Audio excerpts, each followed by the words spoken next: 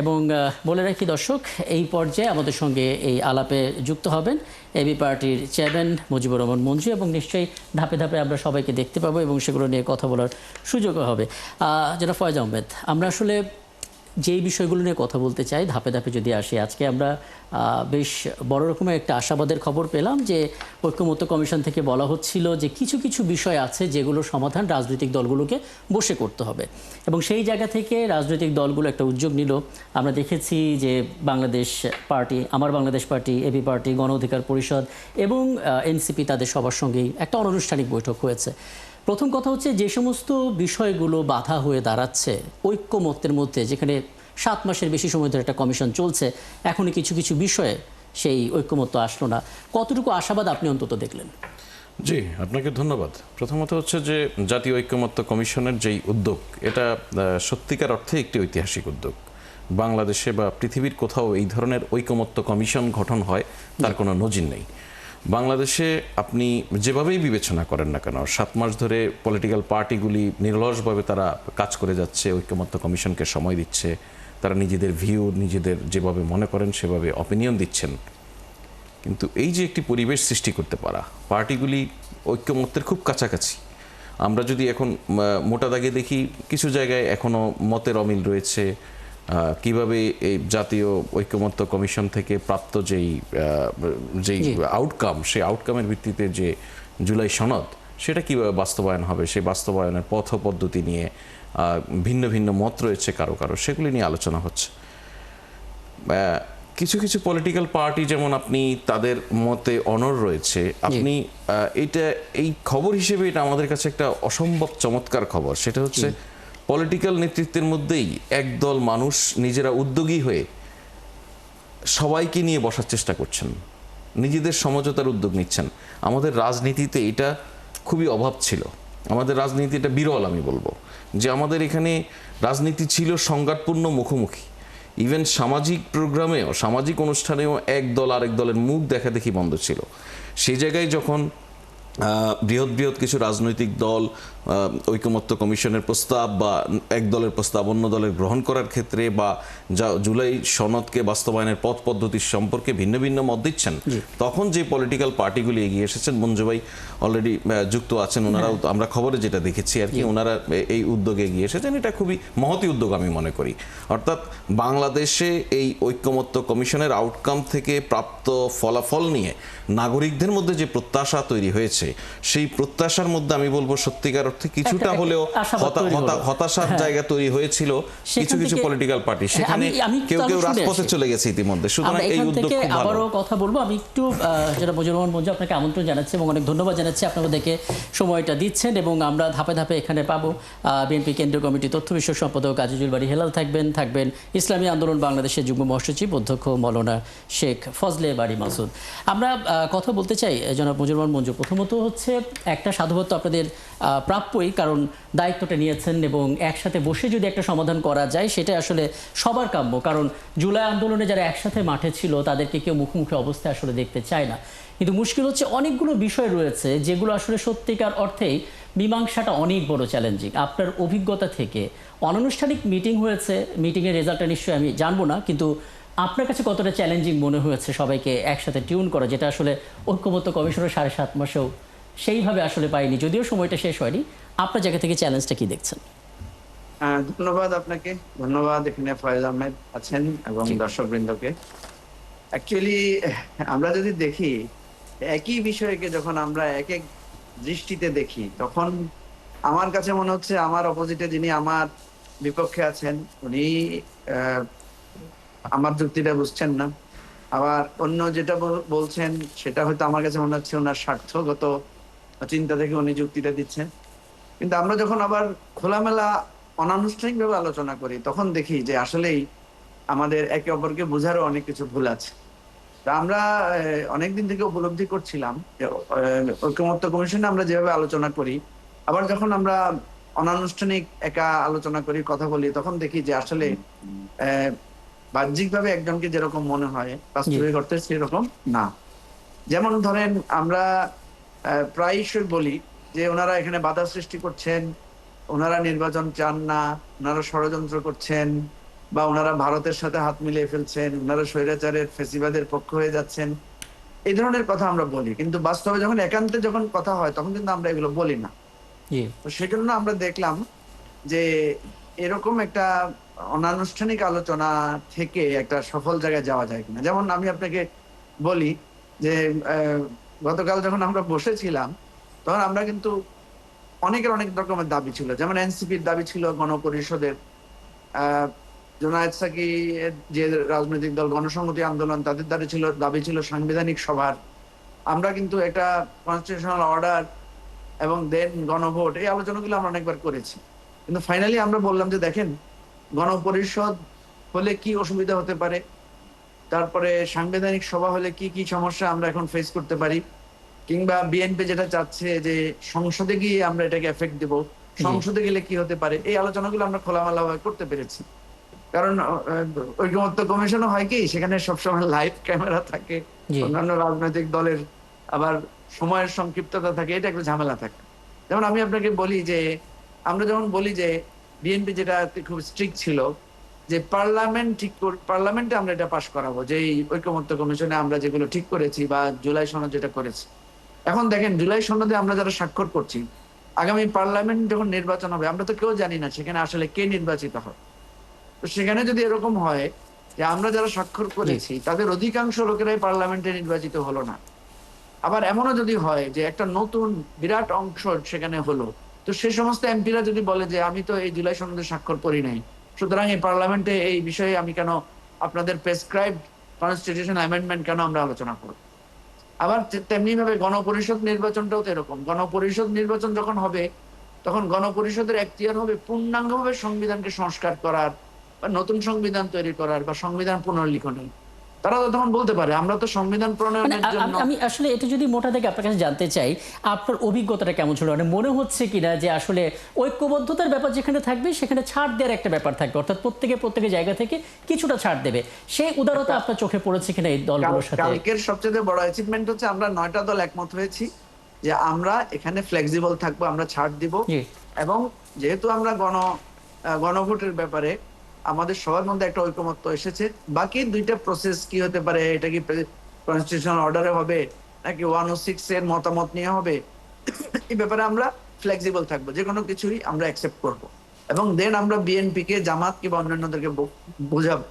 দেখেন একটা সময় ছিল যে একজন আরেকজনের সাথে বসতো না, যেটা আমাদের জনাব ফয়েজ বলেছেন, যে এখন কিন্তু কালকে আমরা দেখেছি গণতন্ত্র মঞ্চ লোকেরা বলেছেন প্রয়োজনে জামাতের সাথে আমরা বসবো এবং এই আলোচনাগুলো আমরা করবো। সুতরাং আমি খুব আশাবাদী যে আমাদের এই অনানুষ্ঠানিক উদ্যোগটা হয়তো জুলাই এটা আসলে শুনতে যাচ্ছিলাম যে কতটা আশাবাদী। আপনি খুব চমৎকার করে ব্যাখ্যা করলেন। আমরা বিরতিতে যাওয়ার আগে বিএনপি কেন্দ্রীয় কমিটি তথ্য বিষয়ক সম্পাদক আজিজুল বারী হেলাল, আপনাকে আমন্ত্রণ জানাচ্ছি। এবং যেটা আসলে বলতে চাচ্ছিলাম যে আপনার পার্টির মহাসচিবও গতকাল স্পষ্ট করে বলেছেন যে ঐক্যবদ্ধ থাকুন, ঐক্যবদ্ধ থাকাটা খুবই জরুরি।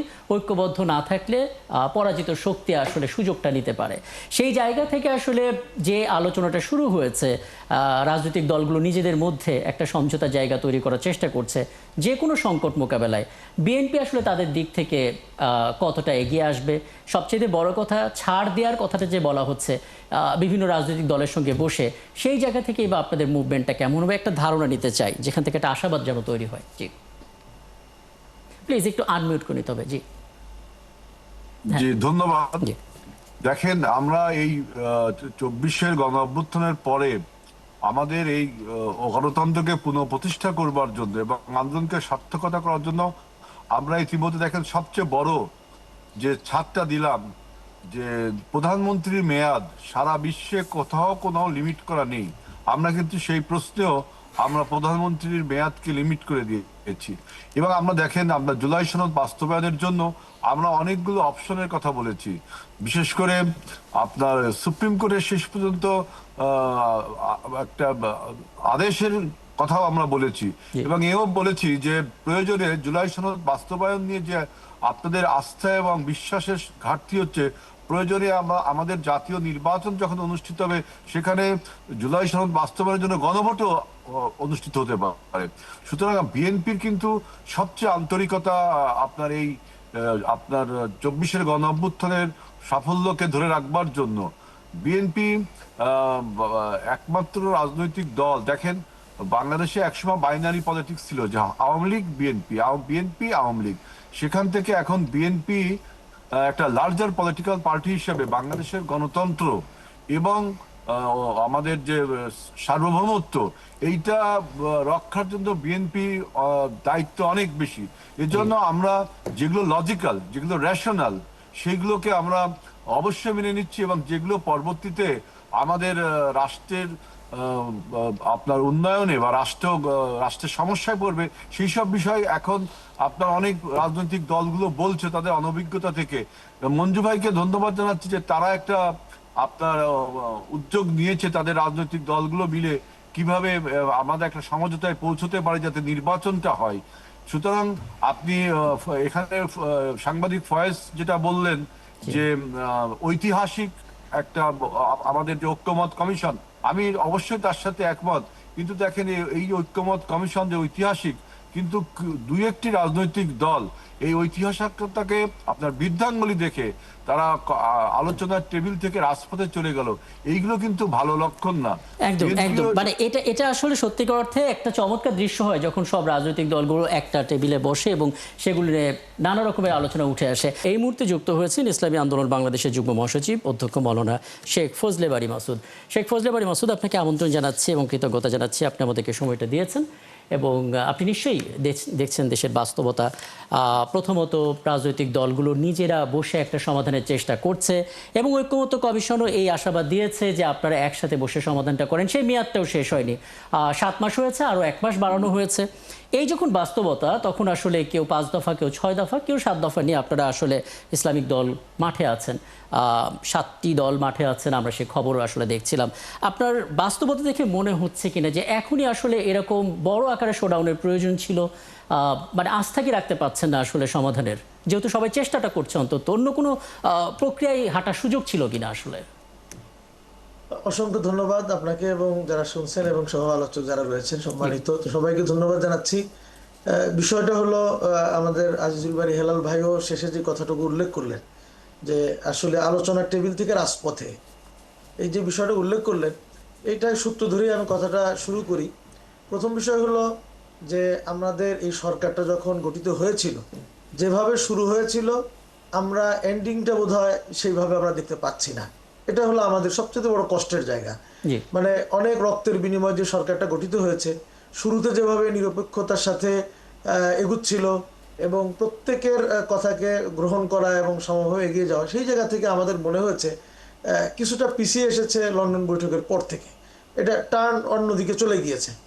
এবং যেই বিষয়টা আমি হেলাল ভাই উল্লেখ করলেন এবং যেটা বললেন যে এখনই কি এত বড় আন্দোলনের দরকার ছিল, আপনি দেখেন একটা জিনিস, এই সরকার গঠিত হওয়ার পরে বলেছে 3টা তাদের মৌলিক কাজ: সংস্কার করবে, বিচার করবে এবং সুষ্ঠু নির্বাচন করবে। আপনি দেখেন প্রথম যে 2টা, সংস্কার এবং বিচার, আপনি বলেন তো, বা নির্বাচনের কথাও যদি বলি, আপনি আমাকে বলেন যে কি কি আপনি বলতে পারবেন যে এই সংস্কার হয়েছে। সংস্কার যেটা বলবো, তাদের কাজ ছিল মৌলিক, কি কি সংস্কার তারা করতে পেরেছে, হয়েছে কি কি, বিচার কতটুকু হয়েছে, সুষ্ঠু নির্বাচনের পরিবেশ কতটুকু হয়েছে। আমরা দেখলাম কি যে এই অবস্থায় এসে তাড়াহুড়ো করে মনে হচ্ছে যে তারা কোনো রকমে চেয়ারটা অন্য কারো কাছে দিয়ে যেতে পারলেই তারা বেঁচে যায়। সংস্কারের কথা বলেছে, এখন শুনতেছে কি যে এখন তারা জুলাই সনদের যে একটা প্রক্রিয়া এনেছে, এখন তারা সরকারও মোটামুটি তো চলে গিয়েছিল যে আমরা মোটামুটি ইলেকশনের দিকে চলে যাই, এটা নির্বাচনের পরে বিএনপি যেটা বলছে সেদিকেই তারা কিন্তু চলে গিয়েছিল বলে আমরা অনুভব করেছি। এবং দেখেন আপনি এই যে পিআরের বিষয়টা, আমরা শুরু থেকে তাহলে বোঝা গেল সংস্কার তারা শুরুতে বলেছিল তারা করবে, এই সময়তে আমরা দেখতেছি পিআরটা মানে সংস্কারটা তারা ছেড়ে দিয়ে যাচ্ছে পরবর্তী সরকারের কাছে। তাহলে কি দাঁড়ালো? নির্বাচনের পরিবেশ সামান্যতম তৈরি হয়েছে বা কি কি তারা করেছে এই সরকার, সব সংস্কার কি আসলে পরবর্তী সরকারের কাছে ছেড়ে দেওয়া হয়েছে? মানে আমি এখানে যারা ফয়েজ আহমেদ, আপনি যদি মনে করেন আপনি কিন্তু কিছু যুক্ত করতে পারেন। আমি একটু শেষ করি, আপনি শেষ করুন, তারপরে শুনেন যেটা বলতেছিলাম। তো দেখেন এরপরে কিন্তু বেসিক যে সংস্কারগুলি হয় নাই। এরপর দেখেন আমরা কেন রাজপথে গেলাম। পিআরের যে আমাদের যে প্রস্তাবনা, আমরা 10/4/2025 এপ্রিল মাসে আমরা পিআরের ব্যাপারে লিখিত দিয়েছি। এরপরে বারংবার আমাদের পক্ষ থেকে যারা আমরা পিআর চাই, এই 31টা দলের মধ্যে প্রায় 24-25টা দল আমরা কিন্তু বারংবার এটাকে উঠানোর চেষ্টা করেছি। আমরা দেখলাম এই কমিশন শুরুতে যেই জায়গায় ছিল, বিএনপিও যেই জায়গায় আছে বা আরও দু একটা দল যে জায়গায় আছে, ওই জায়গা থেকে তারা যেন কোনোভাবেই নড়তে রাজি না। আমাদের দুঃখের বিষয় হলো যে এতদিন আমরা আন্দোলনে গেলাম কবে? 15 সেপ্টেম্বরে, প্রায় 5 মাস 5 দিনের পরে গিয়ে আমরা আন্দোলনের ঘোষণা দিয়েছি। কেন দিয়েছি? এই 5 মাস পর্যন্ত আমরা চেষ্টা করেছি তারা যেন অন্তত এই ঐক্যমত্য কমিশন আলোচনার জন্য তোলে। আচ্ছা আচ্ছা, যদি এরকমটা বলা হয় আপনাদেরকে, যদি এরকমটা বলা হয়, যেটা আজকেও একটা ধারণা দিলেন নির্বাচন সংস্কার কমিশনের যিনি প্রধান বদিউল আলম, যে নিম্নকক্ষে আসন ভিত্তিক হতে পারে কিন্তু উচ্চকক্ষে পিআর, এমন প্রস্তাব করা হয়েছে, আপনাদের দিক থেকে কি কোনো সায় আছে নাকি আপনারা দুটোতেই পিআর চান? আপনি দেখেন উনি আজকে যে কথাটা বললেন, এই কথাটা নতুন কথা না, কিন্তু এটা তাদের প্রস্তাবেই ছিল। সেই প্রস্তাবনাটাই তাহলে আমরা এতদিন কি আলোচনা করলাম? আমাদের তো কোনো কথাই তিনি শুনলেন না। ঐক্যমত্য কমিশন এ বিষয়ে আলোচনাটুকু তুলতে পারলেন না, কোনো কথাই শুনলেন না। আপনি দেখেন ওই যে স্প্রেডশিট দিয়েছে, ওখানে এই প্রস্তাবটাই ছিল যে উচ্চকক্ষ হবে, নিম্নকক্ষ হবে না। ওই যা ছিল অ্যাজ ইট ইজ হুবহু সেটাই আজকে বদিউল আলম মজুমদার সেই কথা। না, তাতে আপনারা রাজি কিনা, নাকি আপনারা দুটোতেই পিআর? রাজি হওয়ার তো প্রশ্নই ওঠে না, কারণ হলো উচ্চকক্ষে পিআর এর যতটা না প্রয়োজন, নিম্নকক্ষে যদি না হয়, উচ্চকক্ষে পিআর করে সামান্যতম বা কোনো লাভ হবে বলে আমাদের। আচ্ছা, আপনার বক্তব্য একেবারে পরিষ্কার। হ্যাঁ, একেবারে পরিষ্কার। আমরা আরো অনেক বিষয় নিয়ে কথা বলবো, যদি ফয়েজ আহমেদ কিছু যুক্ত করতে চান। না, দেখুন, এটা উনি যেটা বলেছেন যে জনাব বদিউল আলম মজুমদার আজকে যেটা বলেছেন যে নিম্নকক্ষে এক্সিস্টিং যে পদ্ধতি, সেই পদ্ধতির মধ্য দিয়ে নির্বাচন এবং উচ্চকক্ষে পিআর পদ্ধতির নির্বাচনের জন্য জাতীয় ঐক্যমত্য কমিশন প্রস্তাব দিয়েছে, বা নির্বাচন সংক্রান্ত যে সংস্কার কমিশন, সেই কমিশনের দিক থেকে প্রস্তাব দেওয়া হয়েছে, খুবই সত্য।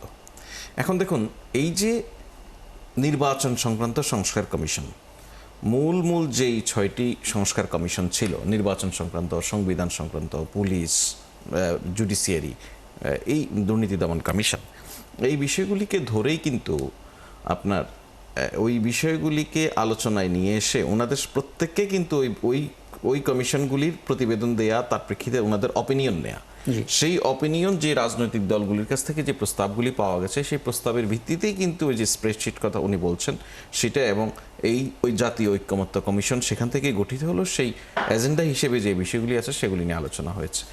পিআরের যে পদ্ধতি নিয়ে আমার ভাইরা কথা বলছেন এখন, যে নিম্নকক্ষের পিআর, এটা আসলে এজেন্ডাতে ছিল না। তো হোয়াট এভার, এইটাতে আমার কাছে যেটা মনে হয় যে যেহেতু উচ্চকক্ষে পিআরের বিষয়েও কারো ব্যাপক দ্বিমত ছিল বা উচ্চকক্ষেরই প্রয়োজনীয়তা নিয়ে প্রশ্ন উঠেছে, সেই কারণে ওনারা এক ধরনের হতাশ হয়েছেন যে তাহলে যেই আলোচনাটা প্রস্তাব হিসেবে আসলো, সেই আলোচনাটা আসার পরে এখন রাজনৈতিক দলগুলির, হয়তো বৃহৎ রাজনৈতিক দলগুলির চাপের কারণে সরকার কি বা ঐক্যমত্য কমিশন কি ওই জায়গা থেকে সরে যাচ্ছে কিনা, সেই জায়গা থেকে ওনারা ওনাদের পূর্বের দাবিতে ফেরত গেছেন, বা ওনারা যেটা দীর্ঘদিন থেকেই ওনারা দাবি জানিয়েছিলেন। যেটা আসলে জানতে চাচ্ছি যে এখন একদিকে তো আলোচনা চলছে, রাজনৈতিক দলগুলো নিজেদের মধ্যে উদ্যোগটা নিচ্ছে, অন্যদিকে তারা মাঠে আছে, মানে দুটো সাংঘর্ষিক হয়ে যাচ্ছে না আসলে? দেখুন, আমি ব্যক্তিগতভাবে যদি আমি এটা বলি, আমি কোনো কিছুকে সাংঘর্ষিক মনে করছি না। সাংঘর্ষিক কেন মনে করছি না? দেখুন, রাজনীতিতে রাজপথে থেকে আন্দোলন করে এক ধরনের চাপ তৈরি করা, বা জনমত যে ওনাদের যেই দাবি, সেই দাবির পক্ষে যে জনমত রয়েছে সেটা বোঝানোর একটি প্রক্রিয়া, এটা অনেক পুরনো এবং প্রচলিত। আমরা এটাকে সাংঘর্ষিক বা এটাকে হতাশাজনক বলতে পারতাম তখন যদি যেই রাজনৈতিক দলগুলি এখন রাজপথে কর্মসূচি দিচ্ছেন, তারা একই সঙ্গে ঐক্যমত্য কমিশনে যেই অবস্থান বা ঐক্যমত্য কমিশনে তাদের যে পার্টিসিপেশন, সেখান থেকে নিজেদেরকে প্রত্যাহার করে নিতেন। ওনারা কিন্তু সেটা করেননি। ওনারা একই সঙ্গে, ওনারা খুব সৌহার্দ্যপূর্ণভাবে এই যে ওনাদের দাবি আদায় বলেন বা ঐক্যমত্যে পৌঁছার যে বিষয়টা, সেই জায়গায় প্রচেষ্টা ওনারা চালিয়ে যাচ্ছেন। এই জায়গায় কিন্তু ওনারা খুবই দায়িত্বশীল রাজনৈতিক ভূমিকা রাখছেন। একই সঙ্গে ওনারা মনে করেন, আমি যদি খুব ফ্র্যাঙ্কলি বলি, যে ওনাদের যে রাজনৈতিক দলগুলি, সেই রাজনৈতিক দলগুলির দাবির প্রতিতে জনগণেরও এক ধরনের অপিনিয়ন আছে তার পক্ষে, এইটা বোঝানোর জন্য তো ওনারা আসলে অতীতে ওই অর্থে কোনো নির্বাচন পাননি, যেটার মধ্য দিয়ে ওনারা বুঝাতে পারবেন যে আমাদের সঙ্গে এই পরিমাণ জনসমর্থন রয়েছে। এই যে আমার কাছে ওনার সমর্থন কত, ওনার জনসমর্থন কত, এটার তো কোনো স্ট্যান্ডার্ড হাতে নেই। এর ফলে ওনারা হয়তো একই সঙ্গে রাজপথে থেকে আন্দোলন করে মানুষকে সম্পৃক্ত করে বোঝানোর চেষ্টা করছেন যে এই দাবির সঙ্গে মানুষেরও সম্পর্ক। হ্যাঁ, আমি এখানে বলে রাখি, মানে এটা একটা গণতান্ত্রিক সৌন্দর্য থাকবে, যে মত দ্বিমত থাকবে, দাবি আদায়ের জন্য চাপ সৃষ্টি করার জন্য বাইরে কিছু কর্মসূচি থাকবে, ভেতরে আলোচনার জায়গা থাকবে। কিন্তু আমি দেখতে পাচ্ছি যে আজকে বেশ কয়েকটা বক্তব্য, যেমন খুলনায় বলা হচ্ছে 70% মানুষ পিআর পদ্ধতিতে ভোটের জন্য রাজি, এটা জামাত ইসলামের পক্ষ থেকে বলা হচ্ছে। চট্টগ্রামে দাবি করা হয়েছে বিএনপি বিরোধী দলে চলে যাবে, জামাত হবে সরকারি দল। মানে এরকম বক্তব্যগুলো আসলে নতুন করে একটা বিতর্ক তৈরি করা বা আলোচনার মধ্যে নতুন করে একটা পরিস্থিতি তৈরি করা। রাজনৈতিক নেতৃত্ব যদি এই ধরনের বক্তব্য না দেয় হ্যাঁ। তাহলে আমি একটুখানি অবাক হব। আচ্ছা, আমি কেন অবাক হব? আপনি দেখেন, রাজনৈতিক নেতৃত্ব বলার সময় সবসময় বলে দেশের জনগণ আমাদের সঙ্গে আছে। এইটা সবচেয়ে বেশি আমরা শুনেছিলাম শেখ হাসিনার মুখে। জি। সেই জনগণ কিন্তু ওনাকে দিল্লি পাঠিয়ে দিয়েছে, মাথায় রাখতে হবে। সুতরাং দেশের জনগণ যে ওনাদের সঙ্গে আছে রাজনৈতিক দলগুলির, এই যে দাবি করাটা, এটা একটি রাজনৈতিক দাবি। আচ্ছা। জনগণ তাদের সবার সঙ্গে সমানভাবে আছে কিনা এটা তো নির্বাচনের মধ্য দিয়ে প্রতিফলিত হয় আসলে।